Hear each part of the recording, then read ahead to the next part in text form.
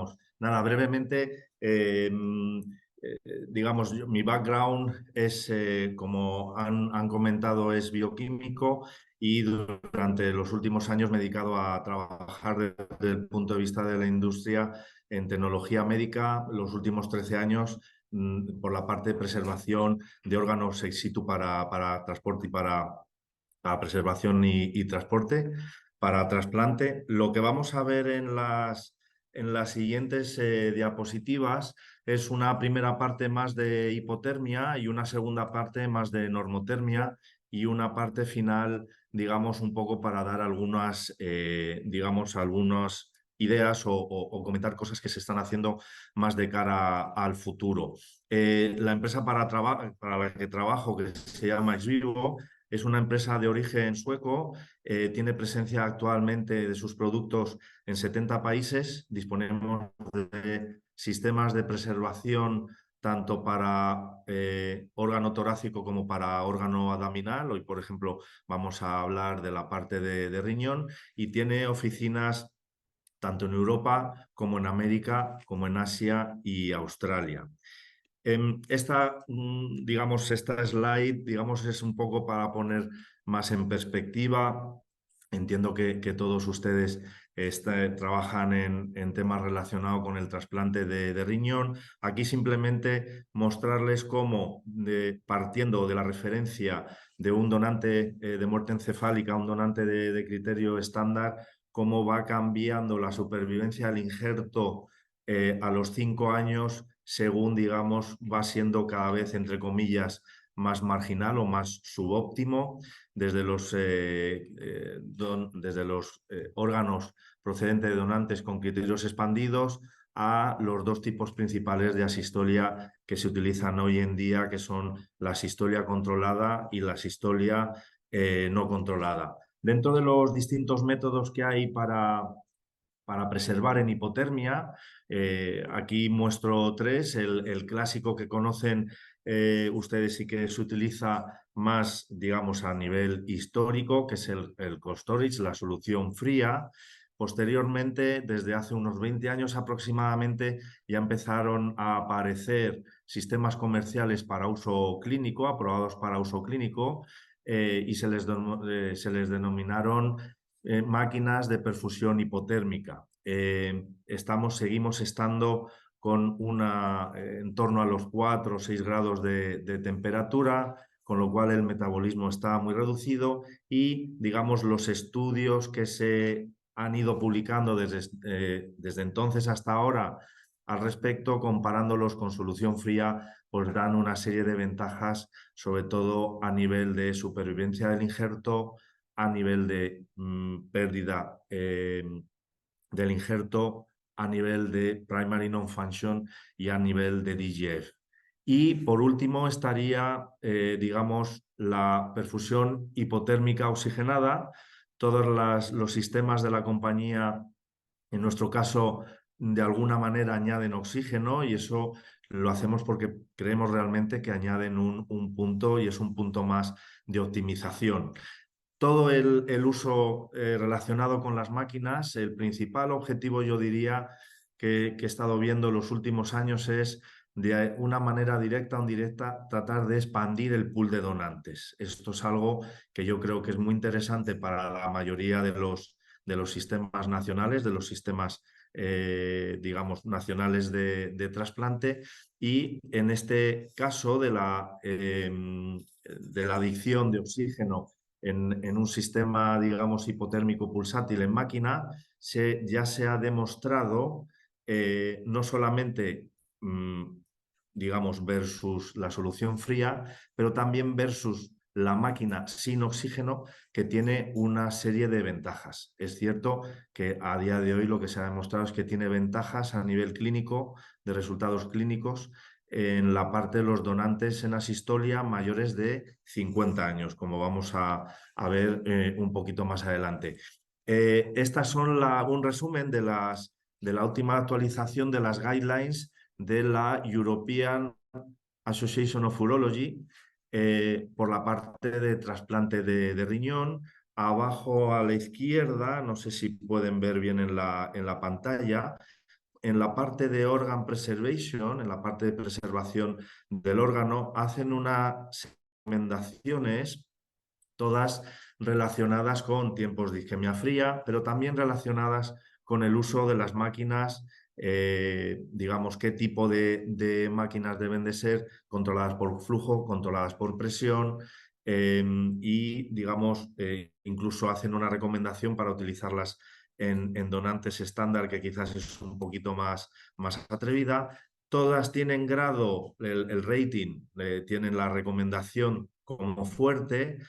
Solamente voy a pararme un poco a comentar la última, que tiene un cambio, tiene recomendación débil. El motivo de ese grado de recomendación débil es porque las máquinas miden la resistencia vascular, que es un valor calculado entre el flujo y la presión. Eh, digamos, lo que vienen a decir aquí es que no se deben de descartar riñones basándose solamente en los datos que proporcionen este tipo de sistemas. Eh, ¿Por qué? Porque el valor predictivo negativo que tiene la resistencia vascular, digamos, no es alto, con lo cual, digamos, no es adecuado para tomar decisiones, sobre todo de descarte, más que de aceptar, de descarte. En Europa hace tiempo, bueno, en el 2009 se publicó el primer trial randomizado, aleatorizado, multicéntrico, que se publicó en el New England. Y a partir de, digamos, de ese momento en el que ya había una evidencia más clara, en aquel momento se comparaba solución fría versus máquina de preservación pulsátil. En ese momento, pues los principales grupos que estuvieron involucrados en aquel paper crearon un consorcio.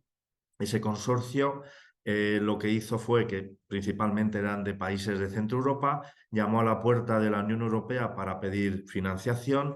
Afortunadamente para ellos consiguieron una financiación importante que les permitió desarrollar una serie de grupos de trabajo, en los cuales uno de ellos era comparar, digamos, si había diferencias o no en máquinas de preservación renal pulsátil, hipotérmica, con oxígeno o sin oxígeno, y aquello se le llamó el estudio COMPARE.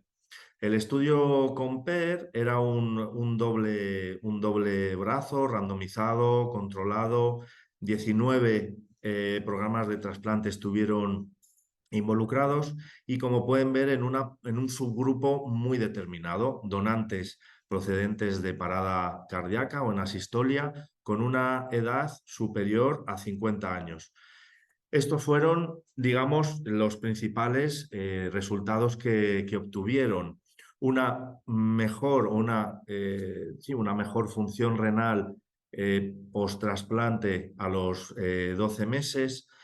Esto, hasta este momento, no estaba, digamos, no había muchos estudios que hablaban de esto, pero aquí digamos, se obtuvo una reducción en los rechazos agudos de una manera muy clara, muy importante. Y esto, como digo, en los estudios de máquinas, si han podido revisar bibliografía, tampoco hay tanto al respecto, y esto sí es bastante, o puede ser en algunos casos bastante relevante. Y por otro lado, digamos, una menor incidencia de fallo del injerto.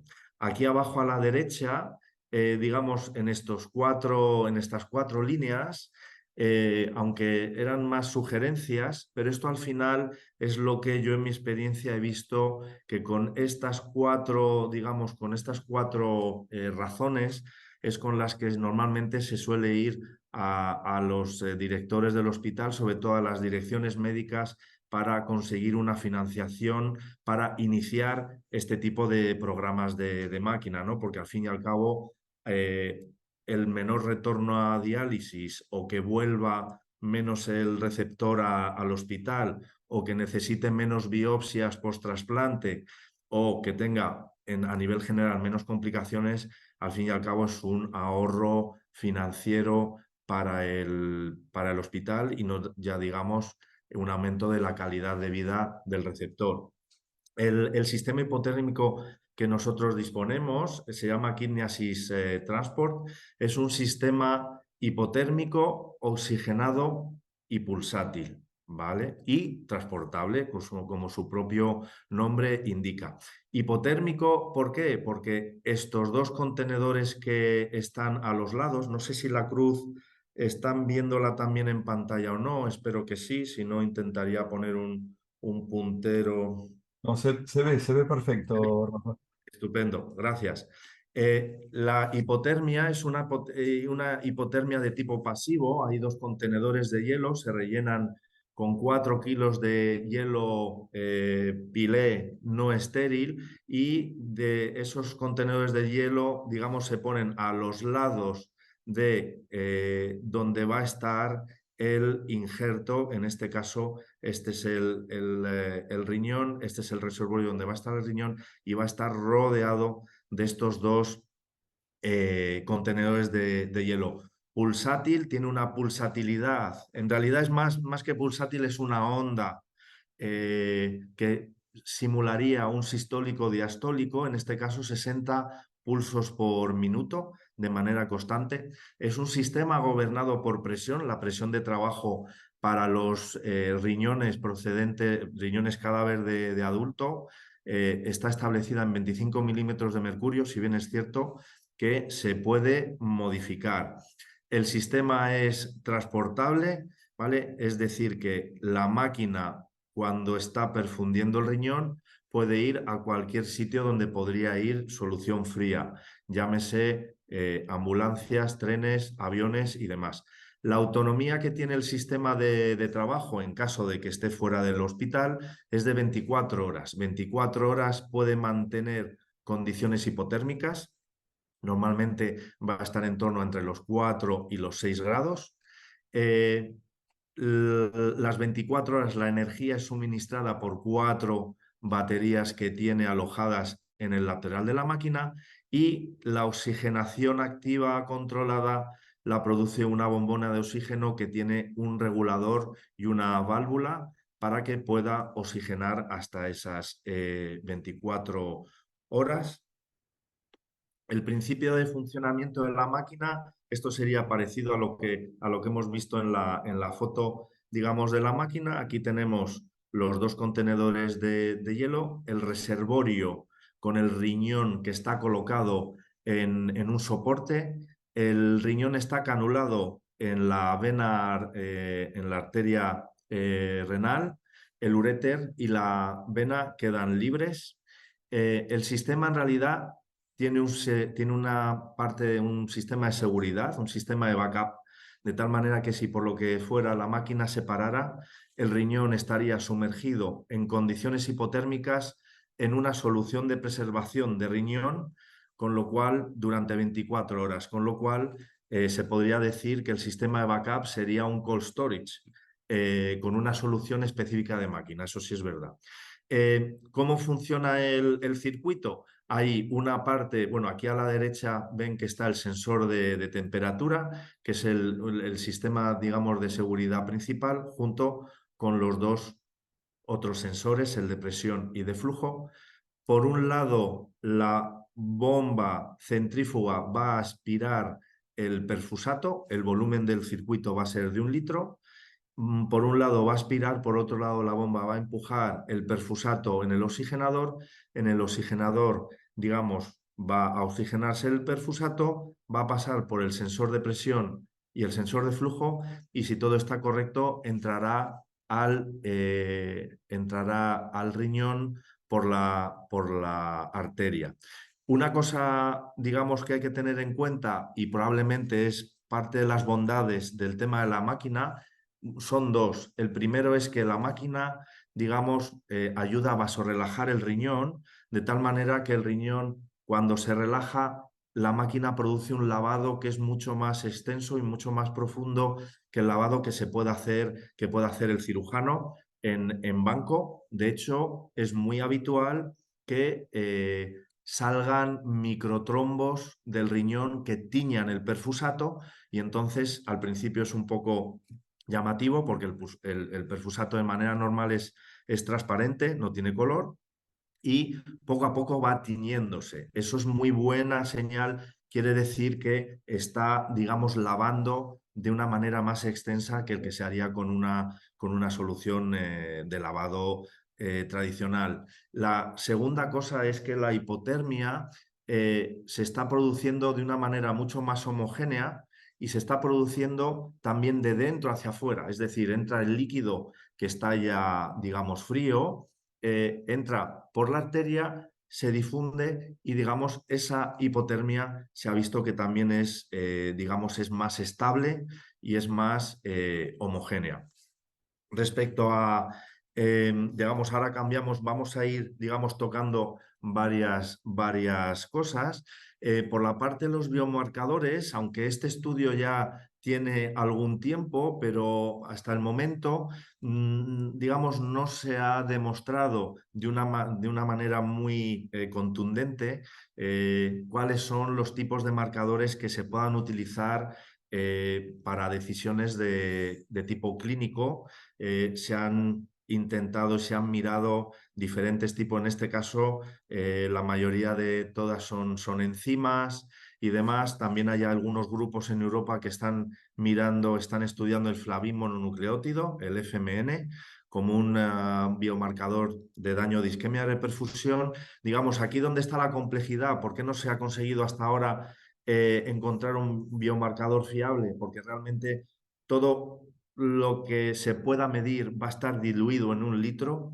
Digamos, entonces hay veces que no es fácil por los métodos analíticos que disponemos hoy en día en los laboratorios de los hospitales llegar a poder medir a lo largo del tiempo. Otras veces es que se tarda en hacer esas analíticas más del tiempo que tenemos para hacer el trasplante.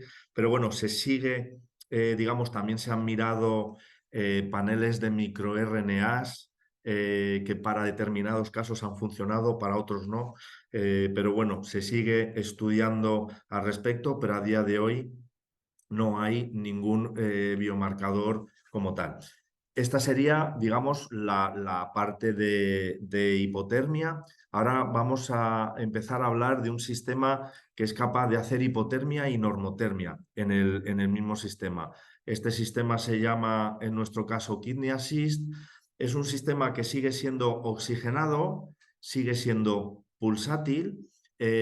Digamos, principales diferencias con el que hemos visto anteriormente. Como pueden observar, este sistema está montado en una especie de carrito que tiene unas ruedas.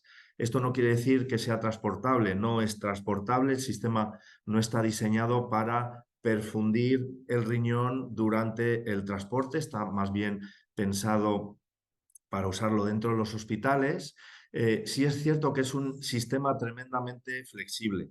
Este sistema se utiliza en clínica por determinados grupos, pero se utiliza mucho para investigación. El motivo principal o uno de los motivos es porque puede trabajar desde 10 grados hasta 37 grados. Podemos elegir la temperatura a la que queremos perfundir el riñón.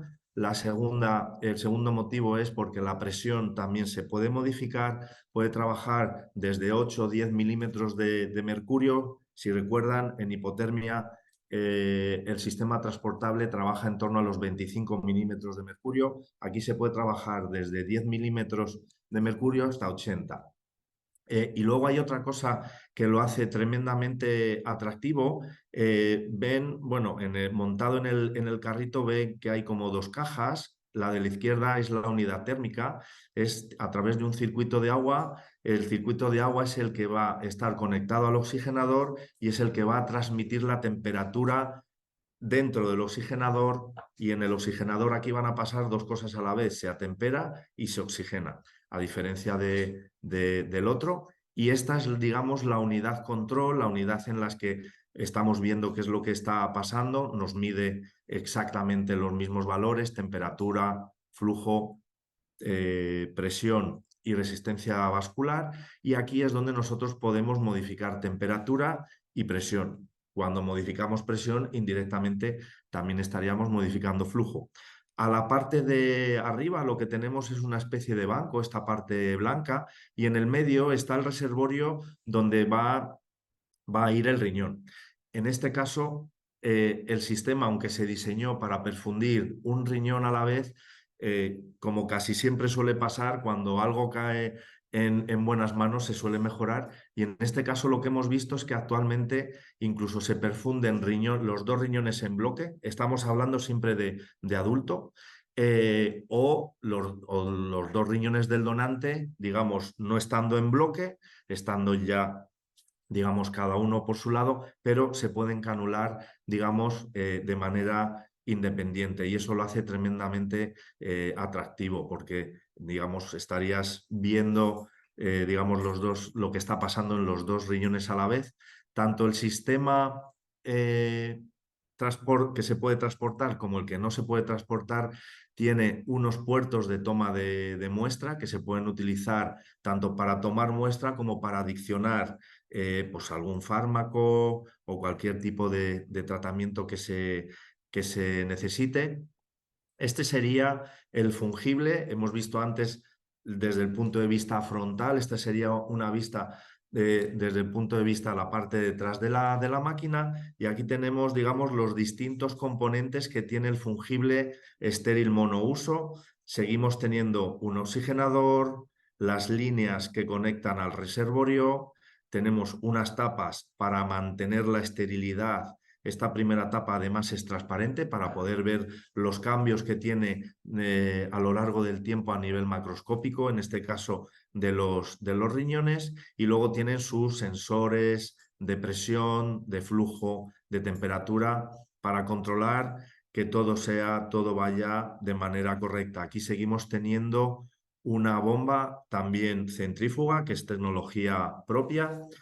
Con esta slide simplemente lo que quería mostrar son los dos grupos principales de diferencias de la normotermia con respecto a la hipotermia. Por un lado, aquí tenemos la temperatura, es distinta que en la hipotermia, lógicamente, y también la presión. No es lo mismo trabajar con el riñón en hipotermia, que el árbol vascular estará muy constreñido, por decirlo de alguna manera, muy rígido, por decirlo de alguna manera. En normotermia tenemos no solamente el metabolismo activado, sino también, digamos, ahí las presiones se parecerán más a las presiones fisiológicas. Si a ese riñón, en torno a los 35 o 37 grados, le añadimos nutrientes, le añadimos glucosa, le añadimos oxígeno, realmente lo que se observa es una resíntesis de la ATP.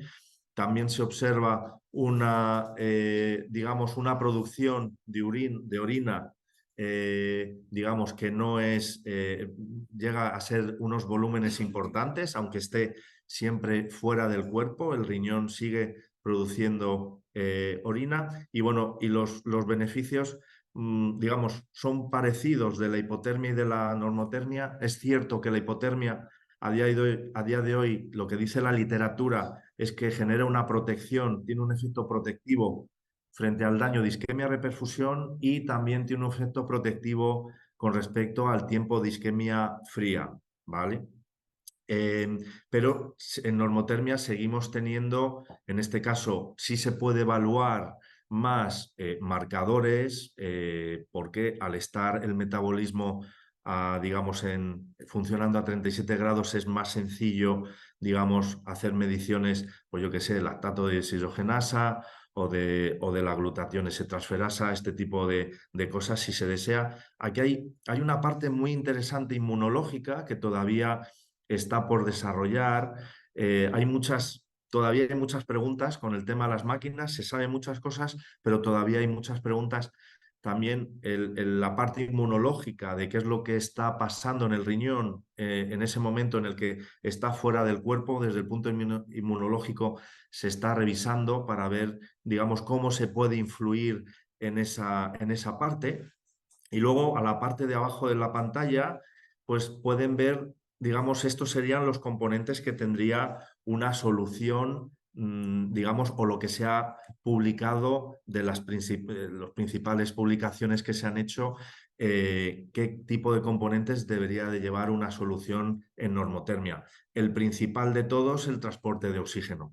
A partir de los 22 grados de temperatura, el riñón empieza a demandar oxígeno de una manera, digamos, exponencial, y si no se le añade, pues estaríamos generando en realidad, pues, o estaría generando el sistema un tiempo de isquemia caliente, un daño debido a una isquemia caliente. Con lo cual, en normotermia hay que tener un transportador de oxígeno. Normalmente lo más sencillo es añadir un concentrado de hematíes, que al tener el hematíe tiene el grupo hemo, que es el que al final va a hacer el transporte de oxígeno. Hay algunos intentos de tener transportadores de oxígeno artificiales, pero a día de hoy, digamos, tienen unos costes bastante importantes. Y luego, como ven, a diferencia de una solución en preservación hipotérmica que es más parecida a una Wisconsin o una Belzer, digamos, tradicional, tiene solamente dos cambios o dos cosas distintas. En la solución fría no se añaden ni antiinflamatorios, ni anticoagulantes, ni coloides, ni antibióticos, ni diuréticos, este tipo de cosas. En la normotermia sí es necesario añadirlos. Una cosa importante es que los estudios que digamos, más conocidos a nivel de normotermia, lo que hablan es que la normotermia segura siempre va a ser hasta las 6 horas. A partir de las 6 horas, mantener el riñón en normotermia se convierte en una tarea más ardua. Sin embargo, en la hipotermia, el riñón, en el caso de Europa, normalmente suele llegar como mucho 18, 20, 22 horas de tiempo de máquina. En el caso de los Estados Unidos, por ejemplo, el Gaetano Ciancio, que conocen ustedes muy, muy bien y que seguimos desde muchos puntos del mundo, él incluso ha llegado hasta 30 horas, más de 30 horas de tiempo de máquina en frío. En hipotermia, más de 6 horas técnicamente se vuelve complejo. En caso de que alguien quiera adentrarse un poquito más en el tema de la normotermia, hay una revisión sistemática de hace no tanto tiempo, del Transplant International 2022, y aquí ya empiezan a revisar, digamos, qué es lo que tiene que tener la composición de un perfusato, cuál es el tiempo de duración de una perfusión estando fuera del riñón en normotermia. Y bueno, la verdad es que es una revisión que es muy interesante de leer. Y bueno, un poco lo que hemos comentado, ¿no? El tema del tiempo, mantenerlo por debajo de 6 horas se hace, digamos, siempre estamos hablando de uso clínico, se mantiene como algo importante, porque a partir de las 6 horas, digamos, ya hay que recircular orina, hay muchos catabolitos en el perfusato, digamos, se vuelve mucho más compleja, sobre todo desde el punto de vista técnico. Y sobre todo lo que hablan también es que los perfusatos tendrían que, digamos, hay que ver las comparativas entre los distintos tipos de transportadores de oxígeno que puedan tener, sobre todo mirando desde el punto de vista, digamos, práctico. Este es un trabajo, un estudio, digamos, inicial de seguridad y de viabilidad por el grupo de Rotterdam, en Holanda. Ellos lo que han hecho ha sido perfundir solamente durante 2 horas en normotermia los riñones. Este es un estudio pequeñito, si mal no recuerdo, de 11 casos, pero desde un estudio clínico dentro del programa Senior Eurotransplant. El área de Eurotransplant abarca, digamos, a una serie de países, sobre todo del centro Europa, que tienen, digamos, un programa senior que sería el equivalente a lo que se suele llamar o se suele oír el Old for Old.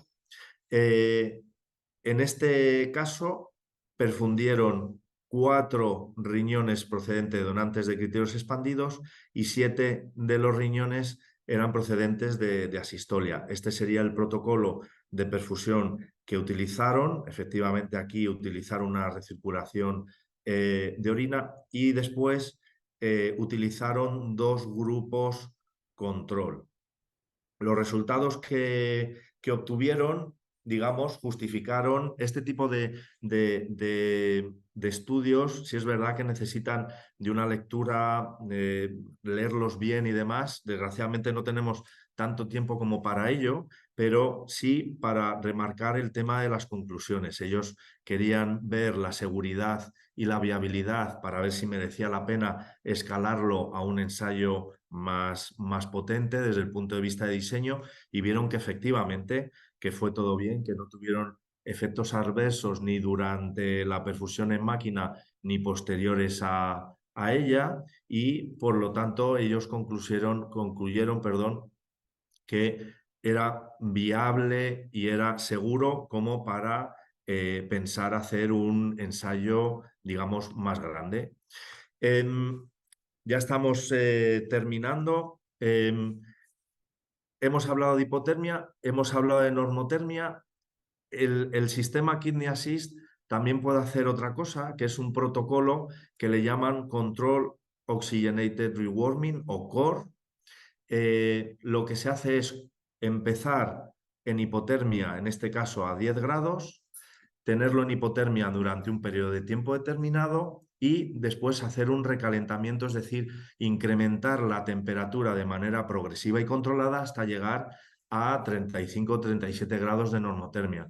¿Por qué se hace esto? Porque se quiere combinar de alguna manera los beneficios que tiene a nivel clínico la hipotermia para el riñón con los, digamos, beneficios que tiene para el clínico el poder hacer una evaluación de, digamos, a 37 grados, tomar marcadores y ver digamos, como una herramienta más para poder predecir cómo de bien o de mal va a funcionar en el receptor. En este caso, este es el grupo de Essen, y esto fue un estudio piloto con la misma intención de ver seguridad y viabilidad. Como pueden ver, el protocolo de perfusión empezaba en este caso en tiempo cero, en 10 grados, y se iba aumentando hasta después de 90 minutos, se iba, digamos, modificando la temperatura y a la par que la temperatura, la presión, para llegar, en este caso, a 35. Y en este caso empezaron en 30 milímetros de presión y llegaron hasta 75. Aquí, como pueden ver, la solución de perfusión se salía un poquito de lo, entre comillas, habitual que se suele ver en estos casos. Para nuestra suerte, somos los fabricantes de STEAM. La solución STEAM es una solución que se utiliza, es muy conocida por utilizarse para trasplante de pulmón. En este caso, bueno, la solución STEAM básicamente es de estrano 40, y en este caso la utilizaron junto con Ringer Lactato y con algunos suplementos más. Si mal no recuerdo, efectivamente la N era de 6 casos, y los resultados que tuvieron pues fueron también en la línea del estudio anterior. Todo, digamos, fue positivo, digamos, soportando la seguridad del método y la viabilidad, con lo cual ahora muy probablemente estarán ya en marcha para hacer un estudio clínico más, digamos, con un diseño más potente. Y nada, ya estas son la última o las últimas dos diapositivas por mi parte. Luego la parte más importante, que van a ser sus preguntas. Esto es, digamos, un pequeño resumen, pero muy pequeño, de lo que muchos grupos están estudiando, tanto a nivel preclínico principalmente, pero luego con la intención de trasladarlo a clínica, eh, a nivel de terapia celular, a nivel de terapia génica. En este caso, las máquinas tanto sea en hipotermia o en normotermia, independientemente de la temperatura, lo que sirven más que como un método de preservación o de reacondicionamiento y demás, sirven como una plataforma en el que bajo un entorno controlado, flujos, presiones, temperaturas, se le añade y se trata a los órganos para repararlos o para conseguir, digamos, reducir el daño de isquemia reperfusión o tratar de reducir, por ejemplo, aquí veo las terapias biológicas, pues utilizar, digamos, pues alguno de los fármacos que tan buen resultado están dando los últimos años en muchas enfermedades de tipo autoinmune, pues aquí también se están probando este tipo de cosas y luego, pues bueno, aquí tenemos pues, un montón de cosas que se están haciendo. Em, pero vamos, esta es, digamos, en realidad es la punta del iceberg, ¿no? Realmente, incluso algunos grupos añaden nanopartículas para, digamos, intentar, digamos, ayudar a regenerar tejidos, en fin. Y esta ya es la última diapositiva por mi parte. Em, Simplemente, bueno, el título de la charla era Avances y perspectivas. Yo creo que los avances, por hacer un pequeño resumen, ha sido la tecnología en realidad ha ido cambiando para que fuera más fácil de usar, más fácil de interpretar y, digamos, más estándar, que se pudieran, digamos, comparar los casos unos con otros. Pero tanto por la parte de la hipotermia como por la parte de la normotermia, en nuestro caso siempre con la optimización de añadir el oxígeno, pues se mejoran los resultados por trasplante, principalmente menor tasa de primary non-function, menor tasa de DGF, el retorno a las listas de trasplante también son importantes y el ahorro de costes en el caso del riñón con el tema de no necesitar o no volver o volver más tarde a diálisis, pues también la hacen relevante. Y por último, comentar que este tipo de tecnología, digamos, es muy... en Canadá, por ejemplo, la utilizan para el donante vivo, que puede llamar la atención. De primeras, lo que nosotros recomendamos es siempre darle la indicación adecuada, es decir, usar esta tecnología cuando realmente son riñones que tienen mucha isquemia o que son muy subóptimos o que tienen mucho tiempo de isquemia caliente también puede ser. Y nada, por mi parte nada más, darles las gracias por escuchar y por atender el webinario y abierto a preguntas si es el caso. Muchas gracias, Rafael.